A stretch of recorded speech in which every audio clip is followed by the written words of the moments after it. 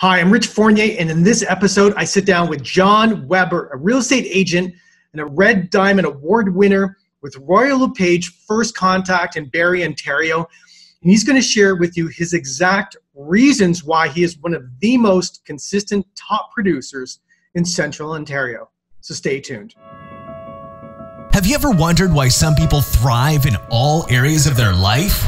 Welcome to the Peak Results Academy podcast with your host, Rich Fournier. Each week, we interview industry experts who consistently dominate in the fields of health, business, and beyond. Our mission is to share their personal struggles and strategies so that you can create your own peak results. Welcome to the Academy.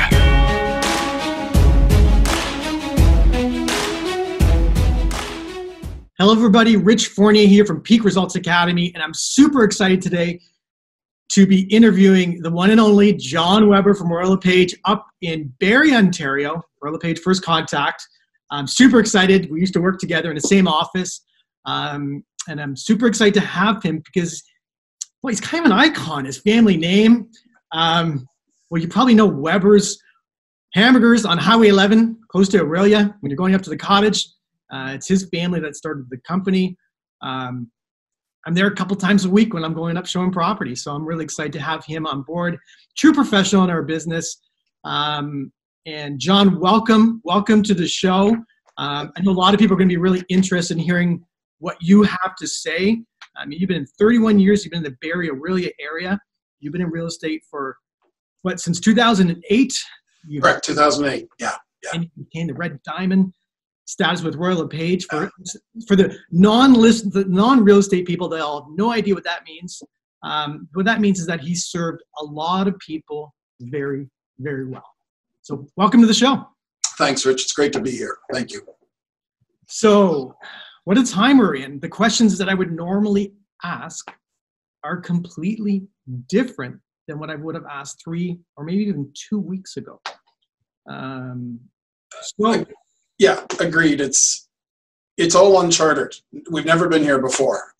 We've had recessions. I mean, so I've only been in the business since 2008. I got my license in 2008, and that was a challenging time because that was the whole U.S. mortgage failure, which affected all of North America. And the big thing in 2008 and into part of 2009 was get ahead of the price and get the homes to a reasonable price as opposed to always playing catch up. And this is a completely different scenario. This is, I mean, we're not supposed to have face-to-face contact, and 100 other protocols. It's challenging. It's very challenging. Let's start off by talking a little bit about, your first 10 years in the business. Our business, the real estate business, is extremely challenging at the best of days. And it sounds good in the news, and everyone thinks it's glamorous and amazing, make lots of money. But the truth is, in my experience, you put in extreme hours on a weekly basis. You're on demand, on call, all the time. And the business has changed dramatically since 2008. And this podcast is about peak results, whatever that is for that person. But I'm happy to say you created peak result in the real estate business. And I want to drill down to figure out what exactly have you done to create your past results. And who have you had to be in that process? Big question. It sure is. And everybody has a different take on this business and their business. Right. So it was always important for me from the beginning to sort of, I was the brand. And I had to put something out into the world, the business world, that would resonate with clients. The biggest thing was, I think my clients really, they trust me. When I go on a listing presentation, I instill some sort of confidence. And they say, you know what, you're the type of guy we'd like to work with. I've always taken the business very seriously. It's never been lighthearted, although I love to have a sense of humor. And I love to inject humor into the business. I take it really seriously. And I find myself, or I tell myself, I'm representing these people. We use the word representation all the time in real estate. And I take it to a little bit different level. Sometimes I tell myself that, I'm kind of like their lawyer. You hire a lawyer to defend you, to represent you in a big trial, a big case. And I sort of see myself that way, as I am your guy. I am there for you. I'm protecting you. I'm going to fight for you. I'm going to fight for what's right.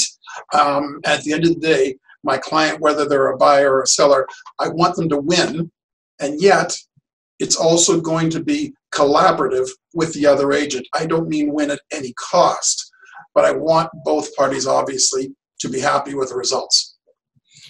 And when you got started in the business, and by the way, I know that of you. I know you work extremely hard for your clients. It comes across in the public. I see you around everywhere.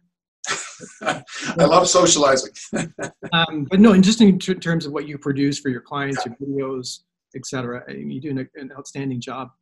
When you started in the business, how did you get started? Like, what was day one like for you? Did you have a database of people that you knew? Was it your social network? How did you create this momentum? It was all from scratch, and I had to build the brand. I had to, get cards designed. I didn't know how to do any of it. I really didn't, and it was very frustrating. It was extremely frustrating. And then I got a couple of lucky breaks. Back in the day, there would be duty calls. I got a duty call from somebody that I've known for years, and I was even surprised that they would just call into Royal LePage and say, "Hey, can I speak to an agent?" I thought, "You don't have an agent?" And they didn't. And that was the start of it. It rolled out. And then I've been very lucky. Whenever I've worked with people, they've been very willing to give my name or contacts to friends and family and say, "Hey, talk to Weber. He can help you out, whether you're buying or selling." And even saying that, when I first started, there was a little tagline I used to use, and it was, "Weber, you're buying or selling." And it's funny because that resonated with a lot of people. I would walk into the Queen's Hotel, and even Stephen would be playing there, and he'd yell over the mic, "Hey, Weber, you're buying or selling?" And all of a sudden, everyone at the Queen's Sports Side is saying, "Hi, John." So that's fantastic. Now, how come you don't use that today? I love it. Yeah. So, like, when you started this process, and you say things snowballed, it didn't just snowball. I mean, you were still putting in the hours, I'm assuming, and connecting and communicating and socializing. And how did that work?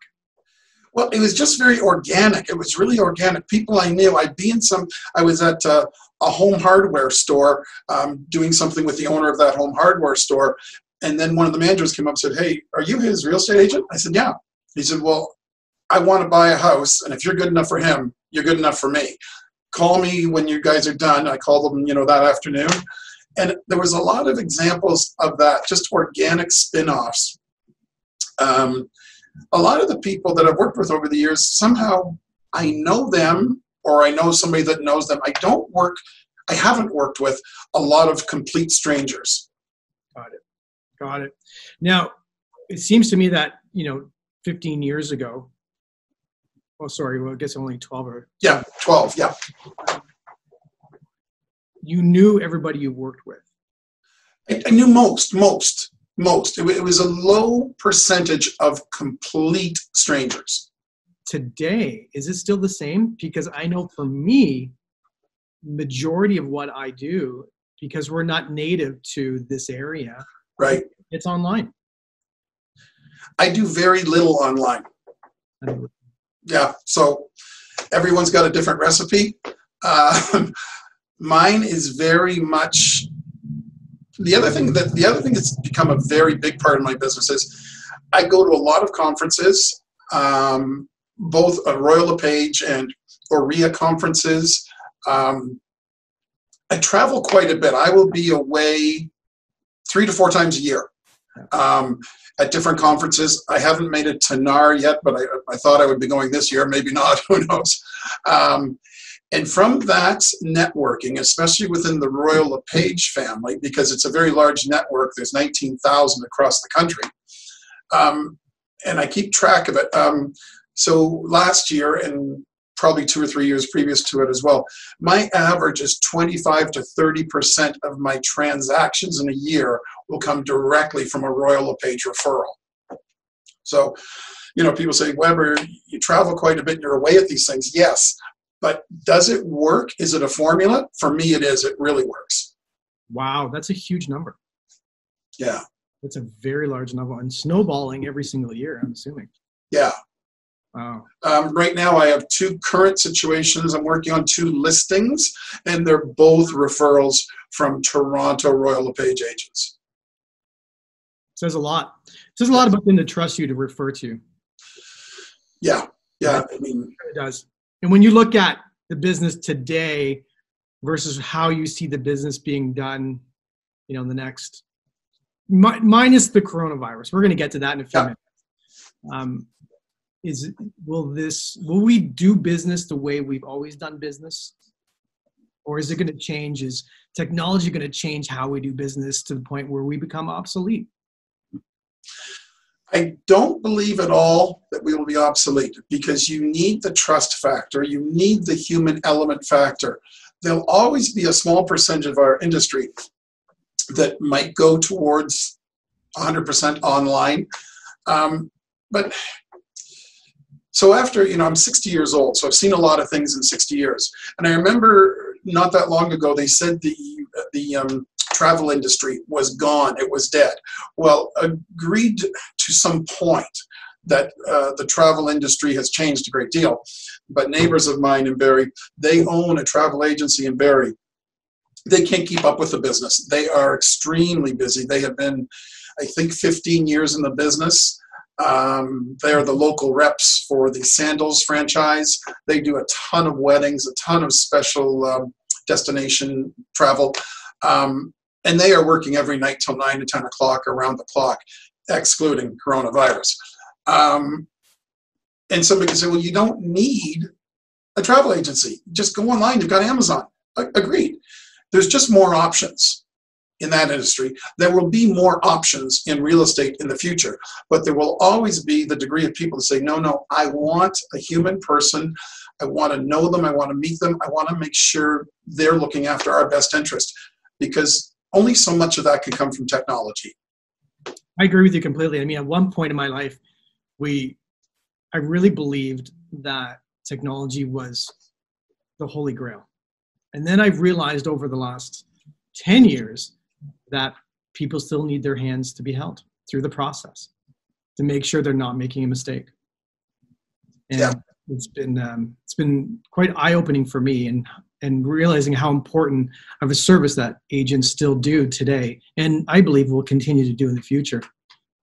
When you look at your mindset in this business, I'm sure there have been moments over the last 12 years that either you thought about leaving. Have you ever thought about leaving? Have you had financial challenges because of this business?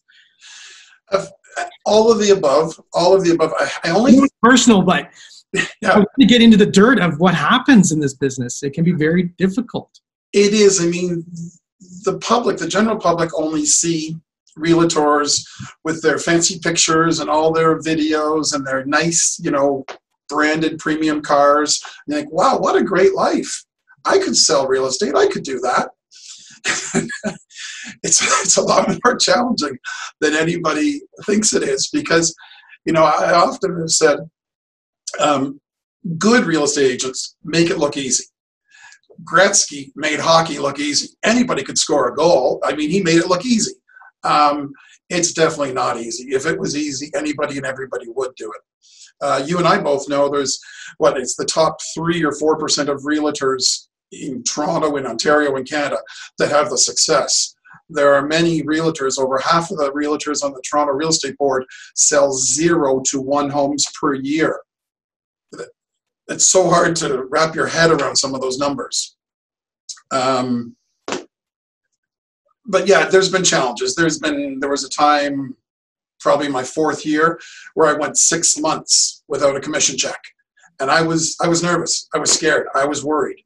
I had an assistant at the time that I was paying some amount of per hour. And I looked at her and I said, you know what? I don't think I can afford to pay you anymore, or we'll reduce it to like 10 hours a week, because things are tough. And she stuck with me. Today, she is my partner at the Weber team. She and I have worked together for 8 years. You better mention her name or she's going to kill you. Christy Bond. And she's been a big part of this, And we're a boutique business. We are Christy and John. My niece is a part of the team, and my niece is in Newmarket. Kelly Gastus, but her business is limited, which is fine. It just gives us some coverage and presence in the Newmarket area. But we're a very boutique, very small real estate shop. We're not the big machine. We're not the McDonald's of real estate at all. Got it. What drives you still today, John? I mean, what drives you today still? I guess it's being a little bit of maybe an A-type personality, God forbid.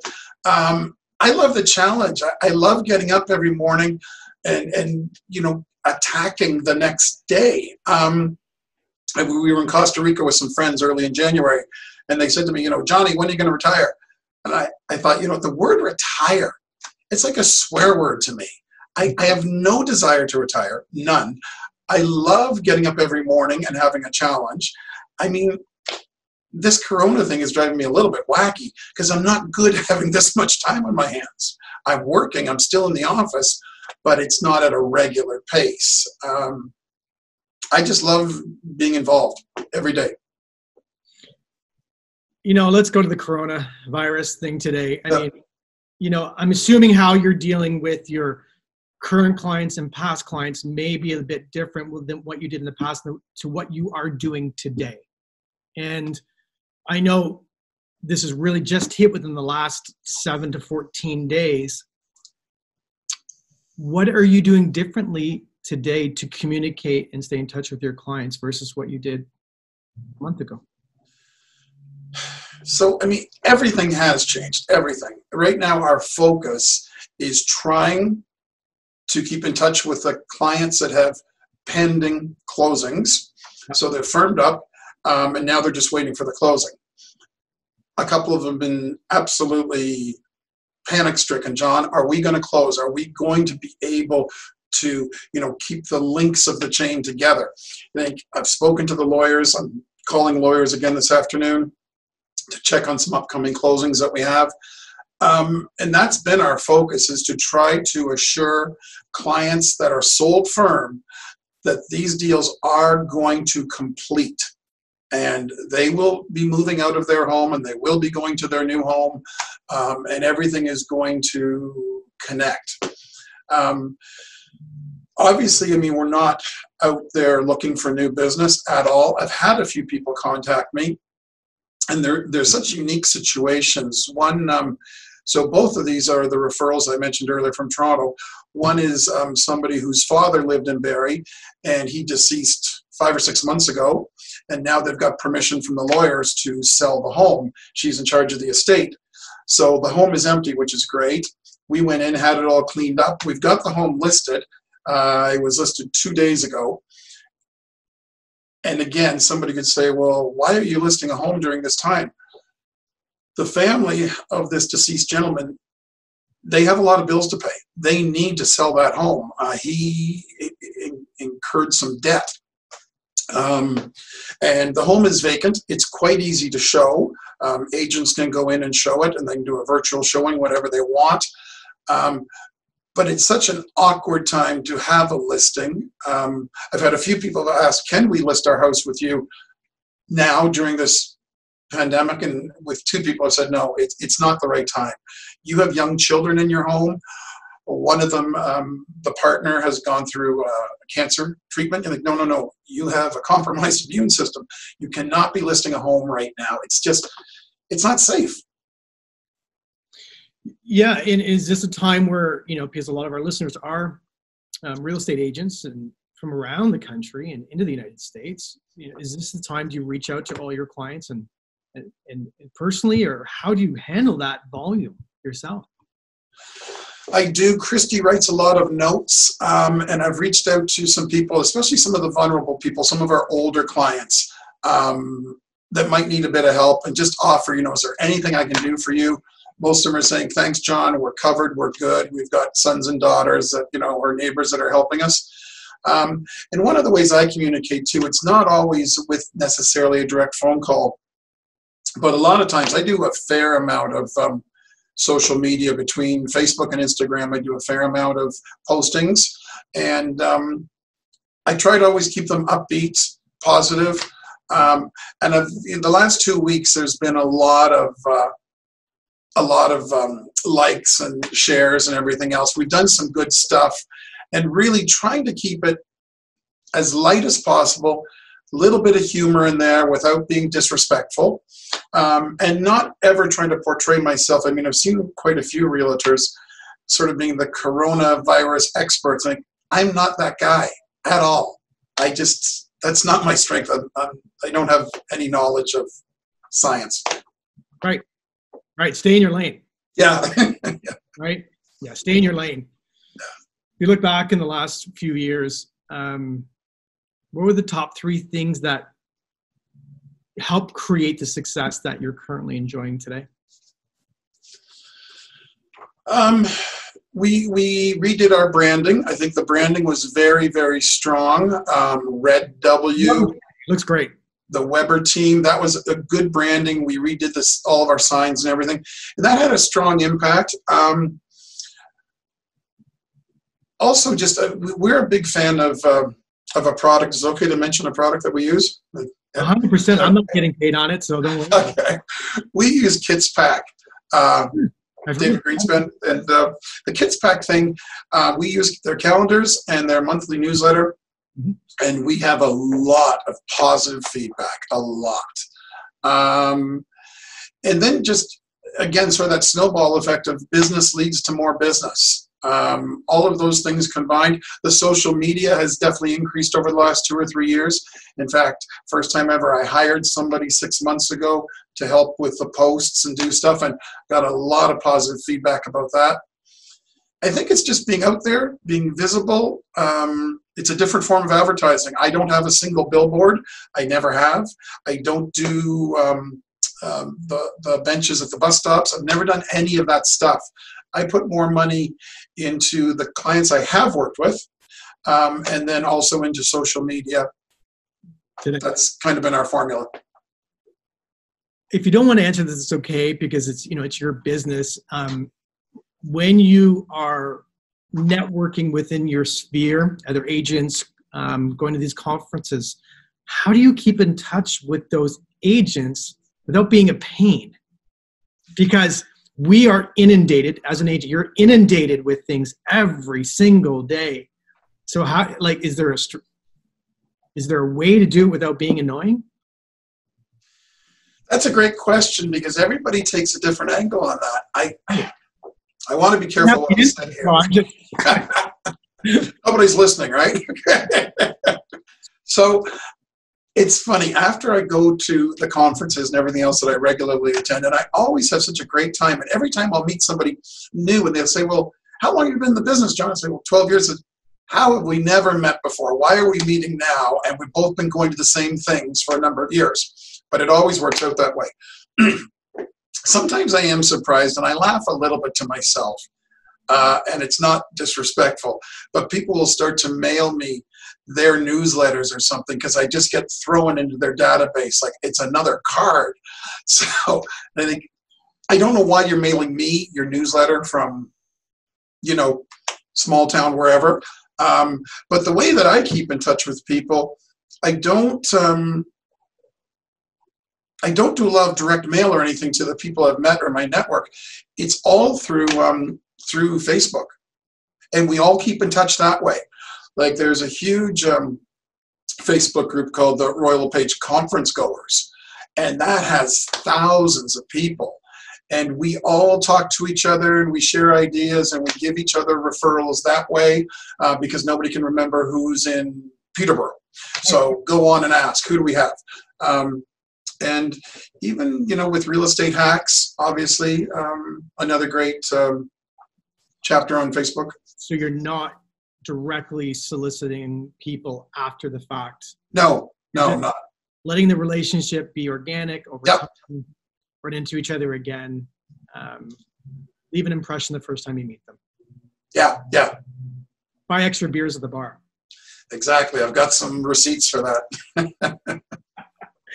Oh, what separates a producer from a non-producer?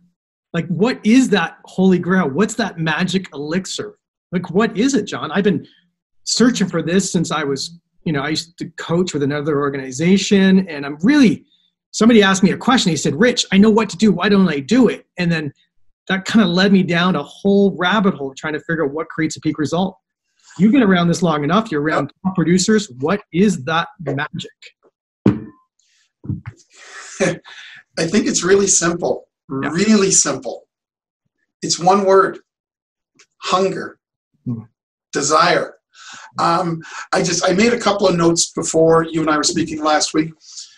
I always tell myself, I have to be better than the crowd. I just have to be. That it's not acceptable to be in with the majority of the crowd because you have no uniqueness. I really believe as a top producer, you have to make it rain for your clients. And I mean rain in a good way. Like, what is going to make things happen? Where's the magic? You have to bring some creativity. In my case, I bring a lot of years of business experience that some people obviously won't have and don't have, and that's not to criticize them. But if somebody said, John, what do you do? Well, I mean, I'm a business person with a laser sharp focus on real estate, whether it's the marketing of it, the staging of it, the setup, the design. A lot of clients have told me they were impressed with how involved I was with the whole process. Doing the right videos, spending money on your clients and helping them out with little things. I mean, but again, I'm getting off topic a bit. I mean, it's all about desire. You have to want to win every single day.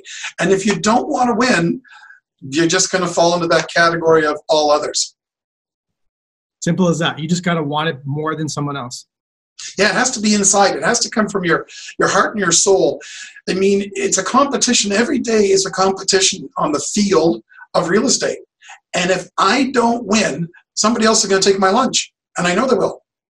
You're absolutely right. I agree with that. Do you read a lot? Like, do you have coaching? Like, are you involved in the personal development process too? I'm very uncoachable. I really am. I've had a coach. I'm not a good student at all. I'm too old to be a student. I really am. So I read a very little. I read the newspapers. I'm a news junkie, an absolute news junkie. I read some books. I've started to read a little bit more. I'm just about to start into the book Never Split the Difference from the FBI negotiator. I heard him speak in Niagara Falls 2 months ago. He was a speaker at the OREA conference. Fantastic guy. Absolutely inspirational. And his book I would recommend to anybody, Never Split the Difference. Which is common in the world. So where did the hunger come from? Like, was it your dad in the business? And yeah, a lot of it was my dad. I have to give a lot of credit to my dad. My dad was a very simple, down-to-earth guy. He had some challenges in life. And we had a cottage up on Sparrow Lake. And we had 6 kids in the back of a station wagon, a Ford Country Squire station wagon. And they'd get to the cottage on a Friday night, and 6 screaming kids. And my mom would just be pulling her hair out, and it was chaos. And finally one day he said, damn it, somebody's got to open a restaurant on that highway. Because he said, I can't be the only guy with 6 kids in my car and all this confusion. And he said to my mom, he said, I'm going to open a restaurant. It's going to have hamburgers and hot dogs, cold drinks, pop, and a washroom that's always clean. And she said, you can't do that, Paul. You don't even know how to boil water. And he said, I don't care. I'll figure it out. And he was that type of guy. And he was 49 or 50 years old when he took this on to open Weber's on Highway 11. It didn't make any money for like the first 6 years. It was not financially successful. For the first 2 or 3 days, he gave the food away to people. They said, well, we want to pay for it. He said, no, I'm going to give it to you for free because I want your feedback. Tell me if it's good. Tell me if you like it. Tell me what to change. He was always that type of guy. And then it slowly grew organically over the years and got busier and busier. And then it became quite busy, obviously, and quite well known. I mean, they're coming up to their 60th year in business. And the one thing my dad always instilled in all of the staff, and there's a lot of people that have good memories of my dad, and I worked there for years too, through high school and college. He always had this principle that it's all about service. The client, the guest, the person coming in eating has to be well looked after. And it's pretty simple. Give them good food, give them a clean picnic table to eat at, and give them a clean washroom to use. It's not difficult. It's not rocket science. Cleanliness and good food. And he always had a saying, if you're just 5 cents better, I know today 5 cents is worthless to most people, but back in the 60s, 70s, and 80s, if you're 5 cents better than you were yesterday, just be 5 cents better. Work a drop harder, just a drop harder than yesterday. You don't have to be 100% better. Just be 1% better than yesterday, and business will look after itself. It's amazing advice. Just be a little bit better every single day. Yep, just a drop will make a difference. It's unbelievable. Do you still go and eat there? Like, this is still family? Absolutely. I love going there. I know the managers. The butcher is the same butcher that from 1989. It's like going home. When I go to the restaurant, a lot of people will say hi to me. Some people in line will wonder, who the hell's the big old guy? Why is everyone saying hi to him? It's fun. I love being there. It brings back a ton of good memories. That's fantastic. Getting back to real estate, do you build out a business plan every single year, John? Is that a big part of your planning in December, November for the following year? I told you I wasn't very coachable, right? All your weaknesses, John. Well, again, I'm probably not a role model for a lot of people. I always track what I did last year. I know where we're at. I know where we've come from. I know how much referral business we have. And I always have a goal in mind. And Christy and I discuss it every year in November, December. But, sometimes I oversimplify things. The goal is always, we're always going kind of full speed. We're always working hard. I'm not the type of guy that ever takes my foot off the gas. It's not my style. I'm always available. I'm always answering my phone.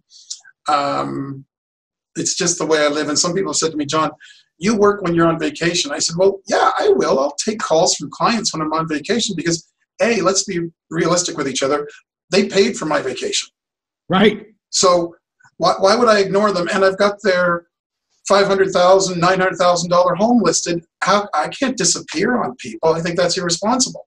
100%. I agree with that completely.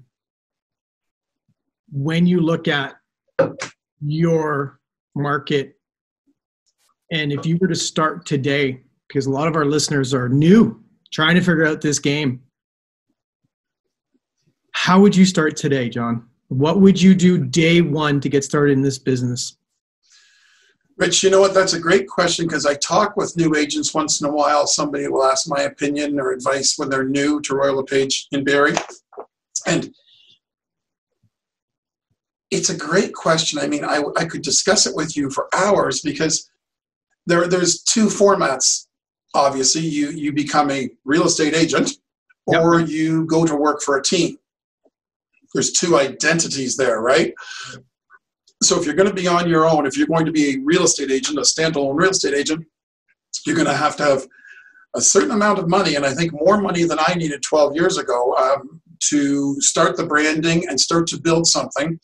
Because now in Barrie, as you and I both know, it's 1,000 agents, and there's a lot of competition.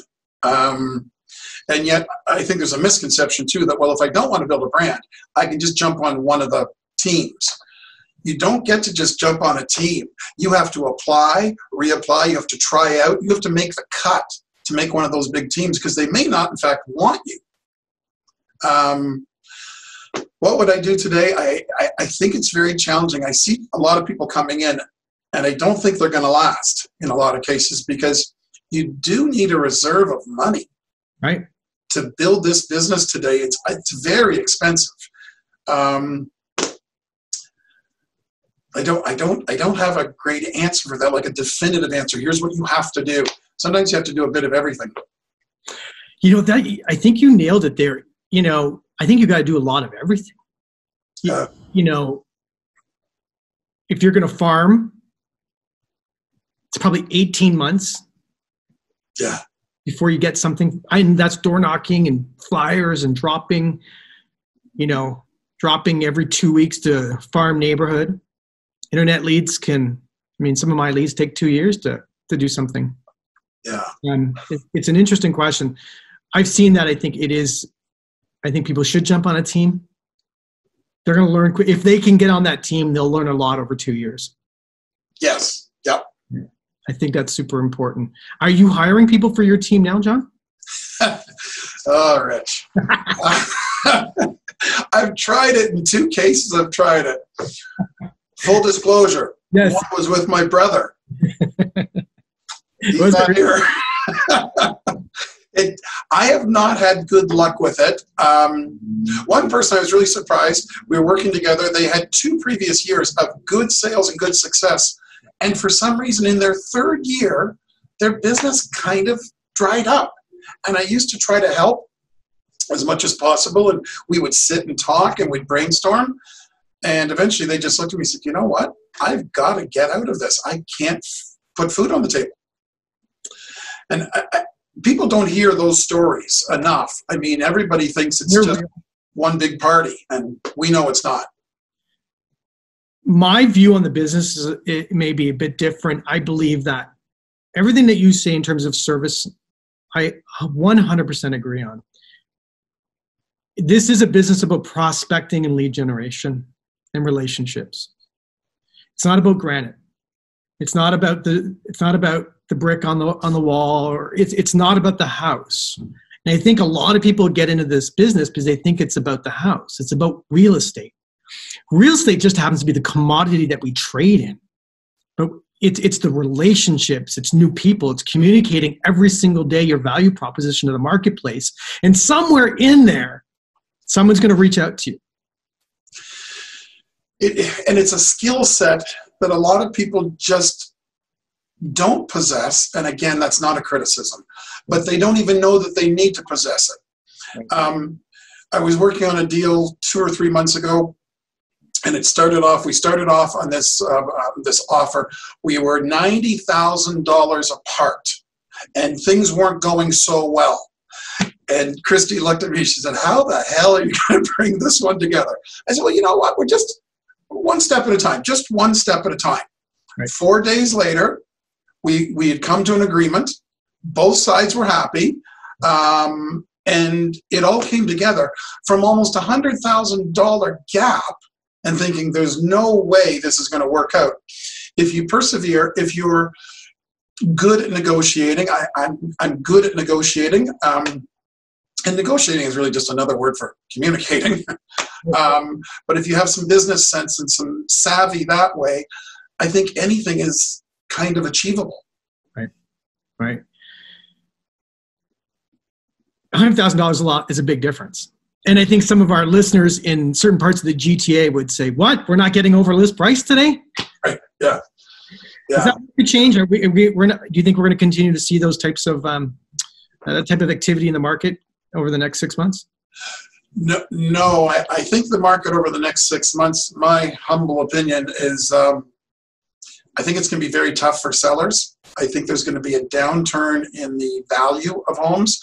I think a lot of people, and I hate to say this, but the truth is the truth, I think a lot of people are going to be severely financially harmed long term. I think it's not gloom and doom. It's not all, but I think things will go back to lower prices.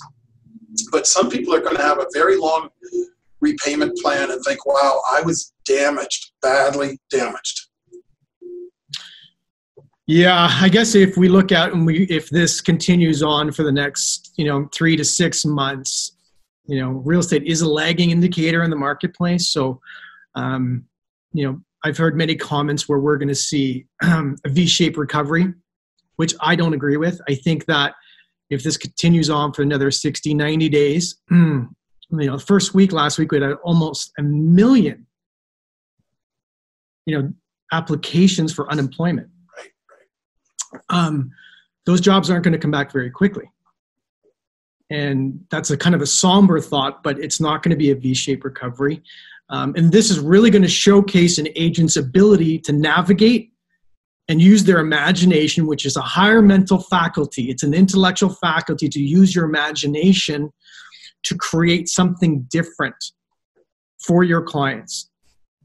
And I think we're really going to see some outstanding agents rise to the top. And it's going to be really fun to watch. And I'm sure you're going to be one of those people to really do some things maybe a bit differently to serve your clients. So if you could leave our listeners with some kind of thing that they can lean on to help them perform over the next 6 months to a year, what piece of advice can you give them to weather this storm? Because it's an emotional storm. It's a battle in the mind. It's a financial storm. It's a health storm. And I'm putting you on the spot a little bit, but yeah, no, I again, whether it's in the middle of the situation we're in, yeah, or when this passes, the core values have to stay the same. I wouldn't make changes necessarily because of COVID-19. I would, we're making some changes obviously, but my mindset, I don't change. My mindset is still, and I wrote a couple of notes just again, after I got your email. You have to kind of approach every day like you're going to play the Super Bowl, because every day you have to go out and win something. Now, during COVID, you don't want to, be seen as winning too much or promoting stuff. I saw one agent saying, "Here are my 4 sold signs." I wasn't sure. I wasn't sure about, some of those shares, because this is a sensitive time. You want to remain sensitive, of course, but this will pass, and we will go back to some form of normal, whatever that looks like. But it's all about, what's your why? You got to get up every day and you got to charge yourself. I mean, it's hard to believe with this Greek physique, but I've gone to the gym every morning of my life for the last 20 years. And I'm there at 6:30, 7 o'clock, because you got to get your brain going. You got to get the blood flowing, whether it's walking around the block, but get fresh every morning and start with, a good mindset. Don't carry stuff with you from yesterday. So don't sit at home watching Netflix every single day during the time. Get some fresh air in your lungs and try to stay positive. This is a big challenge. It's a huge challenge. But I do believe that it will pass. And you don't want to lose your skills during this lull. It is a lull. Yeah. And you know what? And kudos to that person who sold 4 properties last week in the middle of a changing market. I'm sure their sellers are extremely happy with them. Yeah. And I understand the sensitivity surrounding this, but maybe those people really, really, really, really needed to sell. Agreed. Yeah. And I'm torn in this situation because I believe that this storm will pass. And it's this defining moment right now is who's going to get through this moment, or those people are going to go bankrupt through this process, right? And in some cases, it won't be due to any fault of their own. No. This is just going to be a tough time to finance. I mean, we all own our own business, and some people don't even know that they're actually a business owner. They think, "Oh, I work in real estate." No, you don't. You're an entrepreneur. You own your own business. Yeah, I think we need to push very hard still, being sensitive to what's happening in the marketplace today. But there couldn't be a better time to communicate with your clients to see if they need something today. Agreed. With genuine intent. Right. Not to get, but to serve. And if people are absolutely serving, calling their past clients, even their database people that they don't even know these people. Say, I genuinely want to see, do you need anything? Can I help? Do you need me to pick up something for you today? Is there something going on that I can serve that's not real estate related? Some people are going to think you're crazy. Mm-hmm. But the right people are going to appreciate the sentiment. But it's got to come from a good place. Agreed. Yeah. John, I appreciate you. I appreciate that you're in my market. I appreciate that I mean, we haven't even done business together. No, but we had great chats back in the day in the office. We've always had a good respect and a true like for each other. And you've always been doing good things. So and this whole Peak Results is awesome. And I was thrilled when you asked me if I would be a part of this today. How can people reach you, John, if they want to chat with you or refer you business? Just if you type any Google search for John Weber and you'll find me right away. It's very reachable, and I would be happy to chat with anybody.